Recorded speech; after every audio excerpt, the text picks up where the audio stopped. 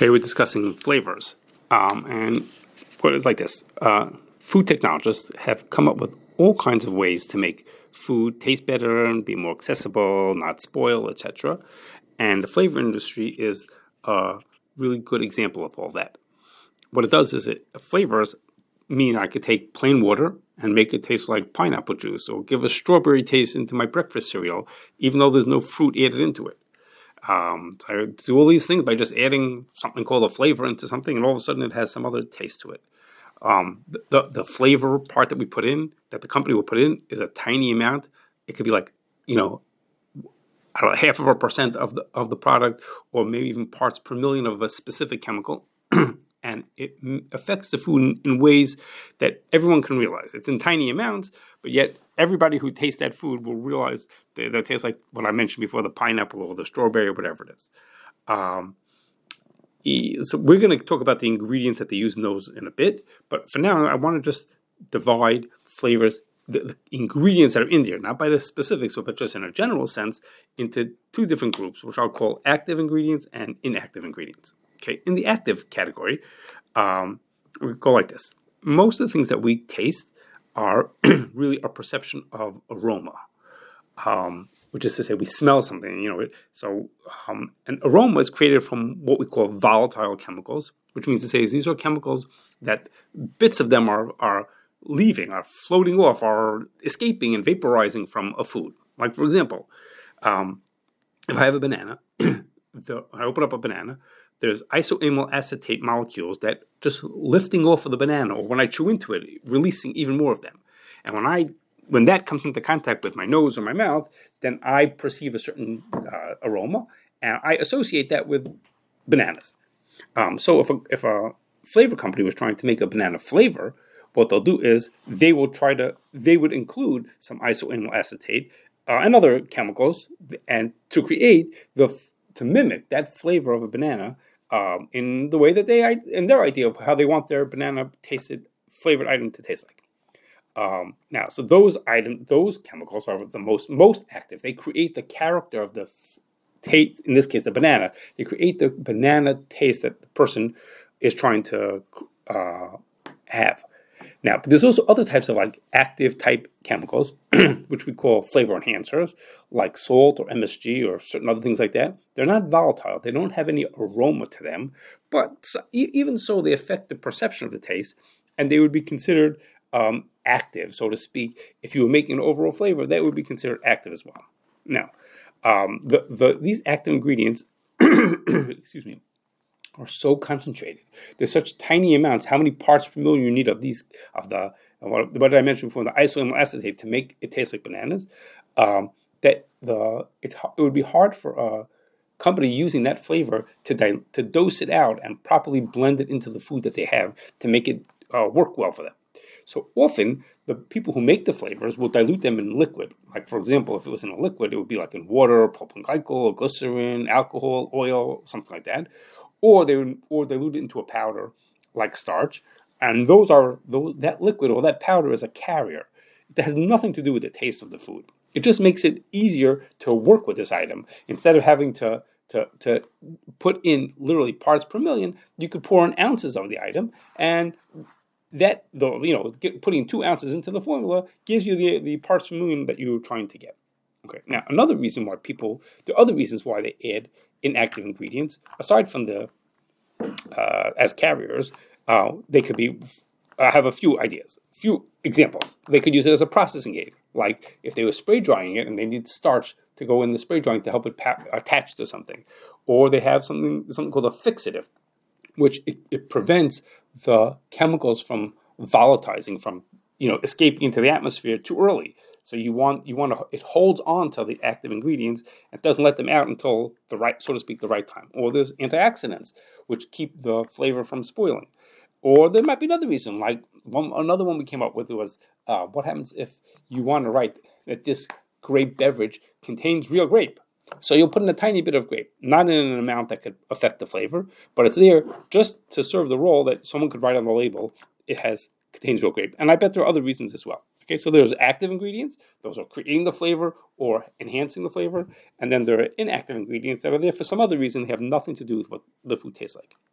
Now, these active or the inactive ingredients could be treif, they could be milchigs, and we're going to talk about some of the ingredients in a minute when I'll get to that part.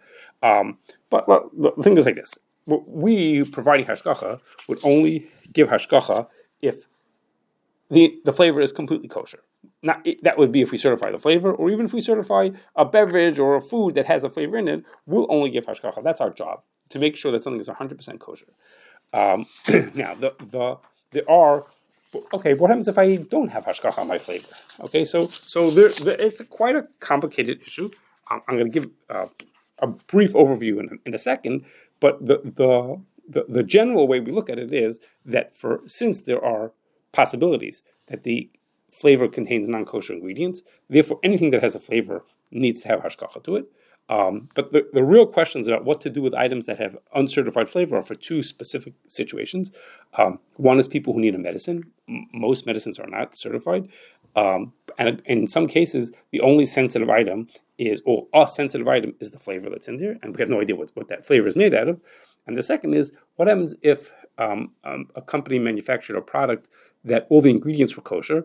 The only thing that's not certified is the flavor that was in there.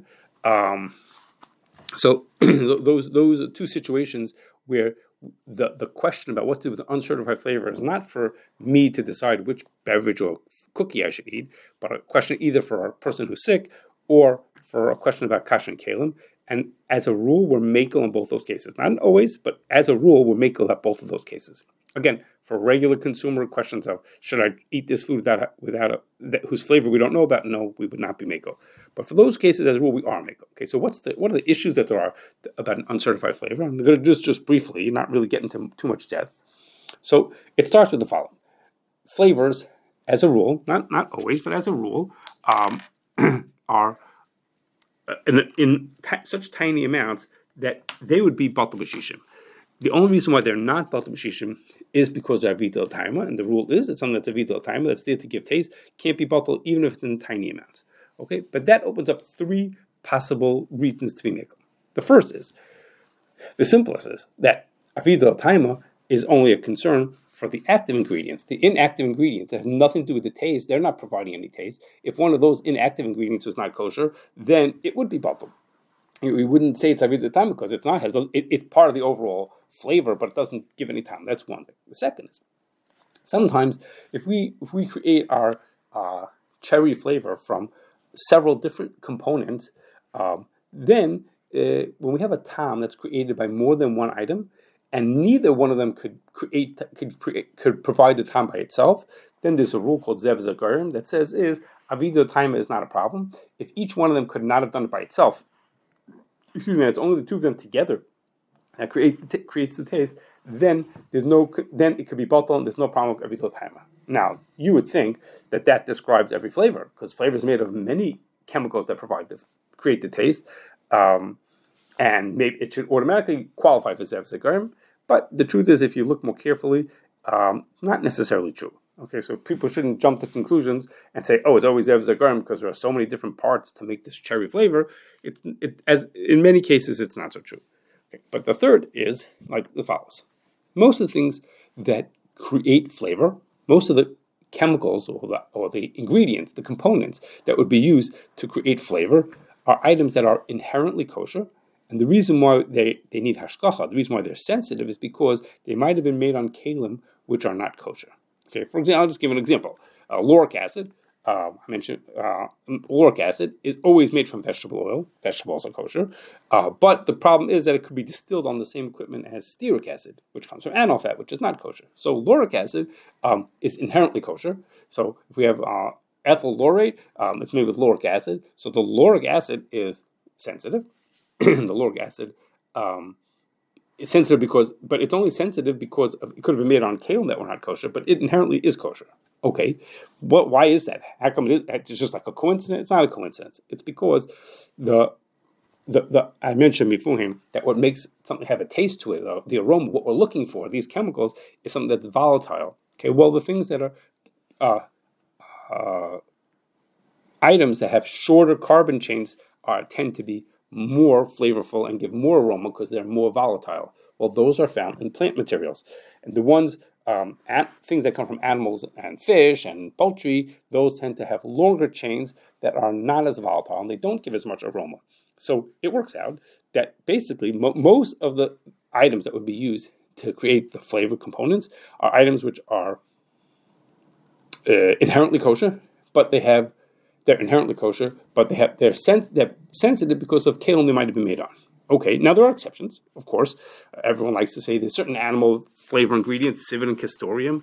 They're using like really fancy flavors. Okay, those are actually from animals, and they're inherently not kosher. And there are some things that are inherently not kosher, which are asur midrabanan, like started distillate, could come kavinas akum or grapeseed extract, or things made with from alcohol, from wine. Okay, but all those, there are such things. So again, I'm not to say that there aren't such things, but the vast majority of these ingredients that are actually the avidul time portions are inherently kosher, and just a shayla being made on kalim. And for that, we have a rule called a melech habulu midam. If we have something that's itself is only not kosher because it has a bli in it, that for those things the strictness of avidul time doesn't apply. Okay, so based on these factors, we would tell people, the flavor might be not kosher. It might affect the food to the point that it's not kosher, and therefore it should have hashgachah. But, and we, of course, wouldn't give hashgachah unless it was 100% kosher.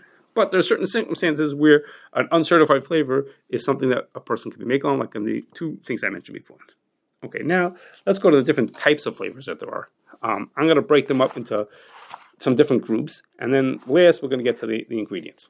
So one is natural versus artificial.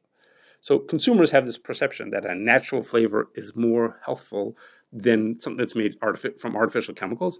So the government made up criteria of what a flavor has to be in order to be counted as natural. Okay, so I'm not going to read you the whole text. It's one really, really long sentence. But in order to be, in short, it has to be something like an oil or a distillate or something that you roasted from something that gets the flavor components from a spice or a fruit or a vegetable or a bark or something edible, or from meat, seafood, poultry, eggs, dairy products, or fermentations, and it's something that gives flavor instead of being for nutrition. So the idea is, if you get the flavorful part if you create something with flavor, or extract something with flavor from a plant material, or an edible plant material, or something that's animal, or seafood, or things like that, then you call that a natural flavor. And if you don't, then you call it an artificial flavor. Okay, now, I'll explain what some of those things are, like I mentioned, essential oils and oleo resins, all kinds of things that you could get from those things. I'll talk about that in a minute.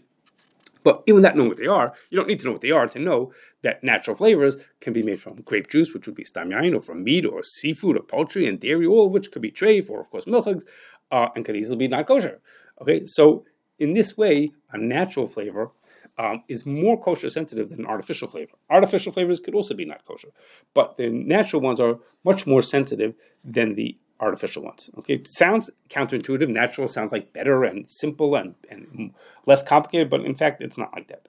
Now, the fact that something is a natural flavor and it comes from natural ingredients doesn't mean that it comes with something that has an inherent connection to the flavor that you're producing.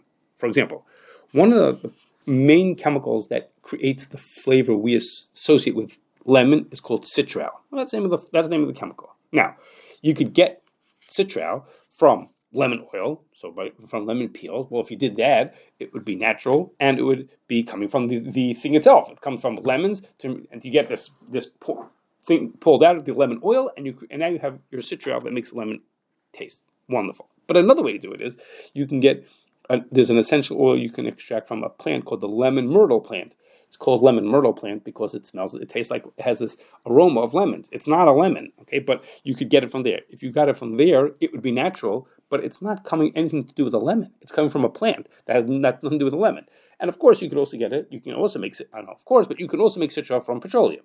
So that means to say is, it's possible to have you have artificial lemon flavor. You could have natural lemon that comes from a lemon, or you could have natural lemon flavor that doesn't come from lemons. It comes from something else, but it's still called natural because it comes from a natural source.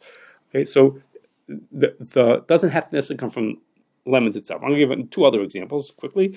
One is that vanilla real vanilla comes from an extract that you use alcohol to extract something out of vanilla beans. Okay, vanilla beans are very expensive. They only grow in certain climates. But you could also get a similar taste by extracting something called acetinisol. I probably pronounce that wrong, which comes from castoreum, which is a beaver, which is of course not kosher. Okay, and that would be considered natural vanilla because it's natural. It came from a beaver, and it tastes like vanilla. It would be called natural vanilla, even though it has nothing to do with the vanilla beans. Okay, you could also make artificial, what we call vanillin or ethyl vanillin, from wood pulp. Okay, but my point here is that the vanilla could be natural, yet it did not come from a vanilla bean. One more example is one of the main components of a grape flavor is a chemical called methyl anthranilate. You could get it from grapes if you wanted to, but it's easier, it's more realistic to get it as the essential oil from a certain fruit called the mandarin petit grain. Okay, that's a better place to get it from. So if you make grape flavor using that methyl anthranilate that came from this mandarin petit grains, it would be considered a natural grape flavor, even though it had not coming from a grape. Okay, you could also make it from petroleum, in which case it would be artificial. But my point here again is you can make this natural grape flavor. It has nothing to do with grapes, and that would be a more realistic way to do it than actually getting it from the grape itself. Okay. Now, another legality, we mentioned about calling something natural or artificial. Another legality is that companies are allowed to put on an ingredient panel the term flavor or natural flavor, artificial flavor. They could use the word flavor, and they don't have to tell you the ingredients that are in that flavor. That protects the flavor company because they don't have to tell you there's ingredients that they use to create this. But it means is that a consumer who looks at that word has not a clue what he's looking at. He doesn't know if it's kosher or treif or milchuk zapar. He has no idea what's in it. Okay, or for that matter, even how sensitive it is. And it makes no difference how much the person knows even about making flavors. By looking at the word flavor, is totally obscures what's really going on over there. So for that reason, as I mentioned before, something that has a flavor automatically needs hashgachah to it because who knows what's in there. But also, it comes up a lot also when something is certified, but it's certified as kosher dairy, and all the ingredients that are in there sure seem like they're not dairy, except for the flavor. The flavor, which you have no idea what it is. So the word flavor, you have no idea. Maybe there's butter oil in that flavor. How do we know what's in there? Maybe there's something really milchuk that's in there. So the only way to really find out the answer is to turn back to the people giving hashgachah on that and say to them, tell us, can you tell us whether this flavor is actually milchuk or not? Okay, another way to split up flavors is between liquids and powders. And that is most of the chemicals that are used to make flavors at least start off as liquids. So the easiest way to make a flavor is to blend a bunch of liquids together. We call it compounding, and there's no heat involved. You just mix them together. Sometimes there are some ingredients that are solid or semi-solid at room temperature, so they will have to heat it up beforehand. But as a rule, most of these things are done at an ambient temperature. Now, there are times that someone's going to want to have a flavor in a powder form. Like, let's say he's selling a cake mix and has this flavor mixed into it, where you can't put that as a liquid. It's not going to work. It just won't, can't put liquid into a powder. So then what you'll do is you'll take your liquid ingredients and turn them into powders. You plate them onto powders, like you might spray dry them or use some other method of drying them. And of course, that would mean that they need hashgachah just because of that equipment. Who knows what else that equipment is used for? And there's a variation of that, just something that you might see. Sometimes they'll take a regular ingredient and they'll call it a powdered extract or a PE. And that means to say is they took a liquid and they, so to speak, converted it into a powder in order to make it suitable for these kind of uses. And that again needs hashgachah for the same reason, because of the kale that might have been used for the drying. Now, back to liquid flavors for a second. They have a complication in that many of the chemicals that are used to make for flavors are oil-based, and they therefore are not water-soluble. And two of the common examples are essential oils and citrus oils. Talk about essential oils, what they mean in a second, but they're oils. It's a type of oil that comes from an herb or a fruit. And what would happen is if you put that into your soda or your seltzer or anything like that, if you put it into the liquid, it's going to float to the top. It's not going to be functional as a flavor. So if you want to use this an oil-based flavor in a water type product, then you need to you have to add an emulsifier or something similar, which will help the oil and the water mix together.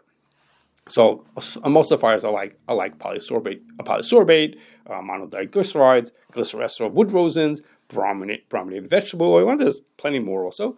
And all of those things are kosher sensitive. At least all the ones that I mentioned are all kosher sensitive. Which is so that is to say so even though the flavor component itself is not kosher sensitive, but in order to turn that citrus oil into something that can go into a water-based beverage like soda, you would need to have this emulsifier added into it. Okay, so now I'm going to talk about some ingredients. Obviously, I'm not going to talk about there are hundreds, maybe thousands of ingredients that are used in flavor companies. I'm not going to talk about them one by one. That would be not realistic. But just some general guidelines and some broad strokes about the flavors, about ingredient types that are used. So the first is something called a concrete, and it's an extract, and an extract taken out of a plant. But it has things in it that are not, so it has some undesirable ingredients like waxes. And because those waxes are still in there, it makes the extract to be solid or semi-solid. And that's why it's called a concrete. It's like a solid piece. The extraction is done with hexane or benzene usually. And then you distill that part out, the hexane, out of the concrete. And since that's done like that, it comes from a plant, it's done with hexane and benzene, which are not kosher sensitive, so you could use it year-round or for Pesach with a Hashgachah, unless, of course, you start off with something that was kitnias or chametz. Okay, now, you can then take your concrete and use alcohol to extract out the waxes and the terpenes and the sesquiterpenes and other things that don't give any odor and that are just undesirable, and that would create something called an absolute. That's a liquid, but since the extraction is done with alcohol, it would be considered kosher sensitive. Okay, now a resin is a sap or a gum or a balsam. Those are different things that are exuded by different kind of plant items. And as a rule, they don't have issues for Pesach year round. As a rule, there are three notable gums that need hashgacha: gellan gum, xanthan gum, and gum arabic, which is also known as gum acacia. We spoke about that at a different time. But as a rule, these resins are just comes out of the tree or the plant, like balsam Peru. That's a balsam, and those are okay. Now you can also do a concrete extraction on a resin, and that makes something called a resinoid. Okay, and that's also not a problem. Okay. Now, essential oils. Essential oils are made, you use steam to extract from, or sometimes with cold pressing, you use steam to extract the essential oil, the primary flavor component, typically from like an herb or some other botanical. So using the steam to extract this essential part, the oily part, so to speak, of the plant that has the essential taste of it. Now, before I go on, I just want to mention that there are some companies that are not so good about the wording, and they'll say cherry oil when they really mean to say is cherry flavor. They're not using the term so accurately. So just be aware that sometimes what says cherry oil is not really cherry oil; it's really cherry flavor. Okay. Now, some companies use enzymes, and the extraction process and the distillation would not be a problem. But some companies use enzymes for that extraction. So some people, at least for Pesach, will ask for hashgacha for these kind of oils. Okay, and we once talked about at a different time, a variation of essential is called the citrus oils. That's, again, the oil, the flavorful part that comes from citrus fruits. That we talked about at a different time what that is. Now, an essential oil has all the volatile, the aromatic components of this botanical that you took it from. So lavender oil has all the parts of the lavender plant that are considered to be aromatic, that are going to that'll be volatile, that'll have the smell and taste of them. But sometimes you don't want just that part of it. Now, why would that be? Why would you want other parts of the plant? You don't want the plant itself. That's too hard to work with. You want to get something out of the plant, but you want more than just the flavor. Like, for example, you might want some things that are non-volatile, but they add pungency. They add other characters, like I mentioned before, the active things that are not volatile. Or they might give color. Like, let's say the plant has chlorophyll, which would give you a green color, or it has carotenoids, which would give you an orange color. So you want that together. You don't just want the flavor by itself. You want other parts of the plant also. Or it might have antioxidants in it that have some benefit to what you're doing. So when you do that kind of an extraction, that would be called an oleoresin. It's not called an essential oil because it has more than the oil. It has the oil plus other stuff is, and usually the extraction is done not with steam, with other things that are innocuous. Acetone, carbon dioxide, ethyl acetate, ethyl dichloride, methanol, methylene chloride, all different types of things like this that are used that are inherently kosher. And they would be fine. Inherently, they would be fine.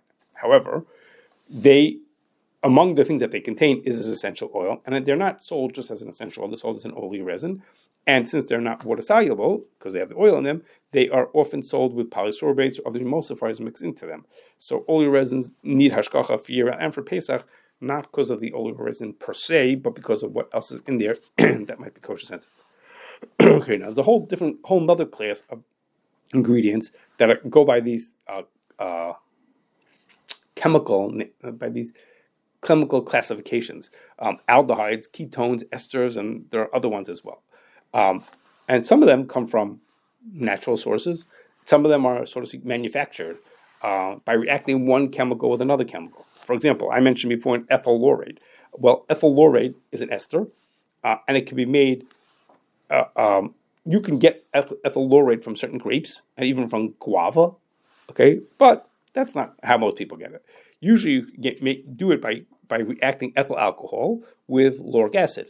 Ethyl alcohol can come from fermentation of sugars, like grape juice or other apple juice, other fermentation, or just plain sugar, or it can come from petroleum. That's one part of it. That's the ethyl part of it. And then the lauric acid is, as I mentioned, it comes from vegetable oil. And it itself has its own sensitivity just because the kale might be made up, but it comes from vegetable oil. Now, when you ethyl laurate, ethyl does its thing and laurel does its thing together. Ethyl laurate, as this compound that's reacted together, makes a sweety, fruity, floral taste, aroma in a flavor. Okay, so that's here we have this ester made from these two different components that has this taste to it that gives this fruity-ish, floral taste to a fruit.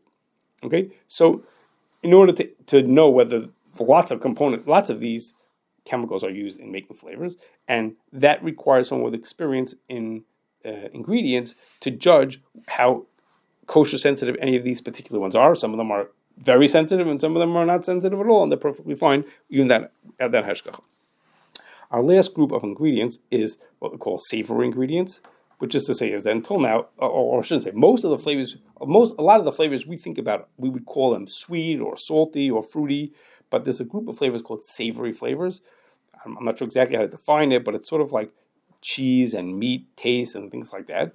So a little more complicated or advanced flavors. And in order to make them, the ingredients, there are, so to speak, regular ingredients in them, but usually you need to do more reactions in order to create these savory flavor components. Two of the common reactions are called Maillard browning and Strecker's degradation. Okay, I'll get to what they are in a second. But they both work on what's called free amino acids. I'll talk about that in a second also. Okay, and they make these intense, flavorful compounds. Okay, a Maillard browning, we all know about it, is when you take a piece of bread and stick it in the toaster and it makes the bread turn brown. The reaction that's going on there, or when you make